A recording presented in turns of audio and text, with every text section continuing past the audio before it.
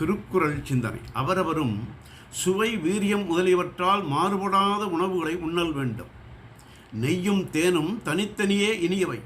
ஆனாலும் அவை அளவாக ஒரே அளவாய் கலந்தால் அவை நஞ்சாகும். அவை போல்வன உண்ணாதிருத்தல் வேண்டும்.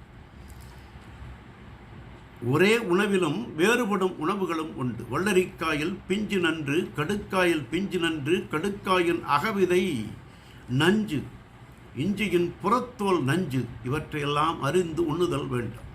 மாறுபாடில்லாத உணவே ஆனாலும் மனம் விரும்பியபடியெல்லாம் வாரி விழுங்காமல் அளவோடு உண்ணுதல் வேண்டும். அளவுக்கு மிஞ்சினால் அமிர்தம் நஞ்சல்லவா?